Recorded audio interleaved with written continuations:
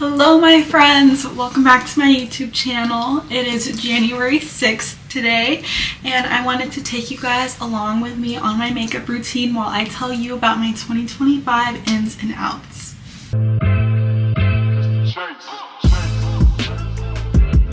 I have my little list right here, so we're gonna get started. I'm going in with the House Labs foundation like I always do.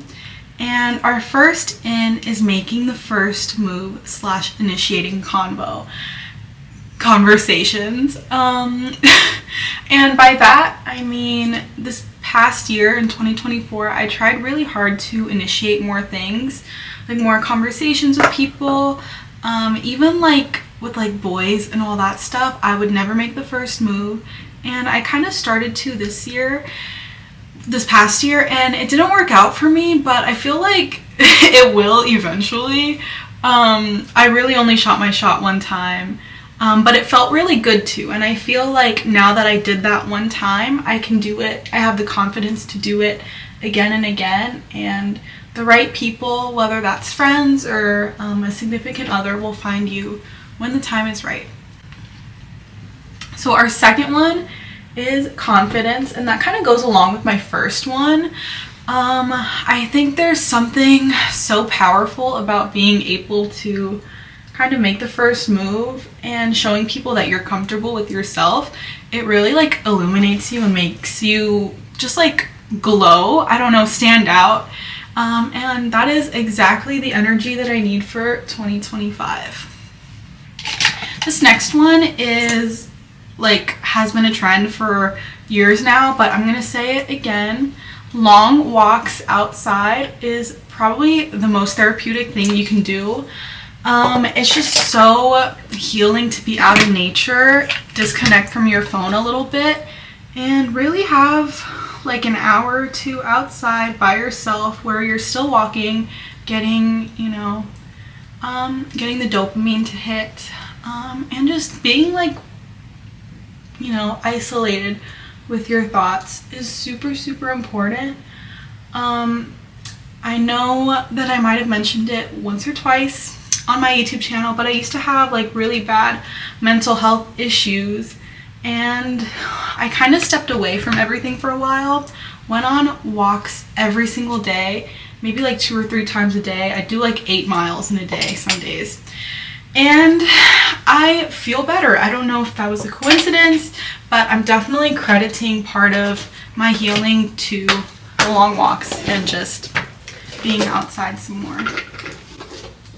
So this next one is spirituality. I've been on my spirituality journey for a couple of months now, and I definitely want to continue in 2025. I think it's so important, like connecting with whatever form of religion you believe in, and kind of immersing yourself in that and in the people that have common like goals with religion when it comes to religion. I think that's so important. It provides you a lot of peace, and it's just like refreshing to be around that kind of environment, because everything is so fast paced in our world now that like taking the time to, if you can't go to church, praying when you wake up really helps kind of lead you towards a better direction than you otherwise would be in my opinion. Okay, next up, this one I found on somebody else's list and I stole it, and now I don't really agree with it, but I'm putting it in here anyways. Saying yes. I would say this past year, but for the past like 5 days, I've been saying yes to plans a lot more. And I feel really exhausted and burned out, so maybe that's like not the move, but also, it's good to kind of get yourself out there. I originally would say no to every plan, and I would feel bad. I'd get FOMO, and now I don't have FOMO, and I have been, I guess, I've had good experiences lately, so I'm going to keep that one in there. Saying yes and not delaying plans is a good one. Okay, embracing yourself. I'm not one to talk today, but my hair and like my outwards appearance, I tried to fight for a while, and now I fully embraced my curly hair. like even my skin tone, my thick eyebrows. I really embrace it, and I've learned to love it now. And that was not always easy. But I completely accept myself in any form that I'm in, whatever I look like, whether weight fluctuates, whether my hair's short, long, whatever. I really embrace myself, and that's so important to go into the new year loving yourself and loving every variation of yourself, because other people see that, and again, it's just you attract the kind of energy that you radiate. So radiate good energy, radiate good vibes, and it all starts with yourself.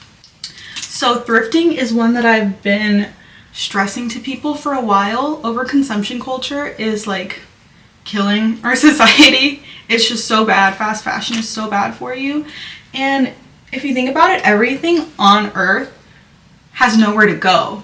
It's trash, it's burned, whatever, which is not good for our environment. So, you know, thrift, buy secondhand. Pieces are more unique that way anyways. I always get compliments, or people will ask me where I get stuff when I thrift it, as opposed to when I wear the same t-shirt from Urban Outfitters that literally every single person on planet Earth has. So it's really important. It's really fun too. It gets you out of the house. It gets you like an adrenaline rush when you go with the right people, when you find the right location. So it's all about adventuring when you go thrift. YouTube, I feel like, is going to start to make a comeback. TikTok, I put on one of my outs, or I labeled it as an out because obviously if it gets banned, and it's just bad for like your attention span. I feel like I've seen so many kids reciting like TikTok lingo, and I'm just like, I mean, obviously I'm not a mom, I can't judge, but I would never want my child scrolling mindlessly on TikTok, which is like 5-10 second videos from the time they're a kid, because it's just really bad for your attention span. As you know, pretty self-explanatory, but YouTube is in. That's why I'm back on here. But yeah, TikTok I think is going to be an out this year.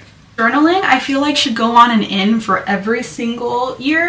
It's just so important. Getting your thoughts out on paper instead of keeping them in your head is like so important. It's a form of therapy. I learned it when I went to therapy, and it's really good because sometimes you don't want to tell everyone your outermost or like your innermost thoughts, you know?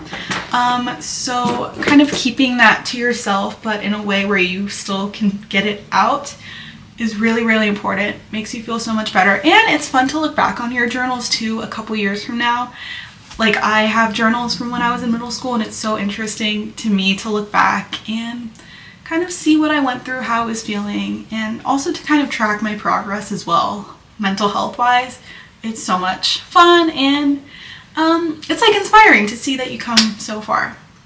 Okay, contrary to what I'm doing right now, I feel like wearing makeup is kind of going to be an out, especially summer 2025. I feel like everyone's gonna kind of emphasize no makeup, like messy hair, you know, longer shorts, tiny t-shirts. I feel like that's gonna be the vibe this summer. Obviously we're still far away, but that's the vibe I'm going for, at least. I want to go weeks without wearing makeup because it's really fun, and it's nice seeing your natural skin tone for once, not underneath all the foundation and stuff that we put on our faces.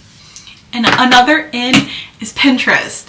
Maybe, obviously Instagram and, you know, whatever are gonna always be around, but I feel like Pinterest is so good. I've been seeing so many like promo ad type things for Pinterest, and I forget how good of a website it is because there's no really like negative social media you know, content on there. Like, you can't really bully someone on Pinterest.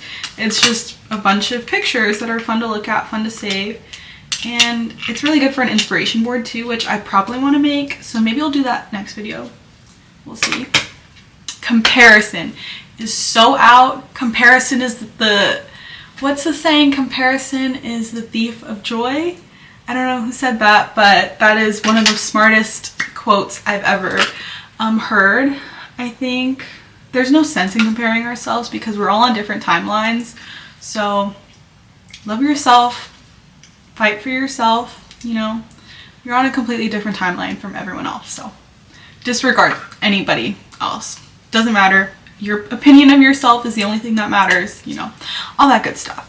The next one is people pleasing. Also really gonna be an out this year. I think we should all focus on how we feel about ourselves before we introduce the idea of anyone else being pleased by us.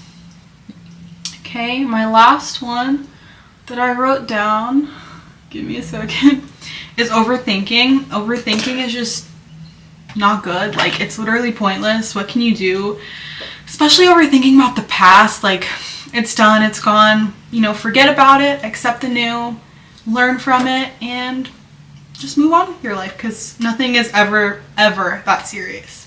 Another out for me, I'm so sorry you guys, is eyelash extensions and mascara. I'm not wearing mascara right now, and I feel like you can definitely tell, but I feel like it doesn't really disrupt my makeup, and I don't come home at the end of the night dreading taking off my mascara. It's literally the worst feeling ever. I feel like I lose so many eyelashes, and it's just kind of pointless. Like, nobody's really gonna look into my eyes and think, oh wow, she's not wearing mascara. Like, oh my god, literally nobody cares. So mascara is definitely my biggest enemy at the time. It's gotta go in 2025. All right, thanks for watching, you guys. I'm ready for work. It's the outfit. But yeah, those are my 2025 ins and outs. Next video, I might do the vision board idea, the 2025 vision board idea. So let me know what you guys would like to see in the comments. But for now, I will see you guys later. Bye.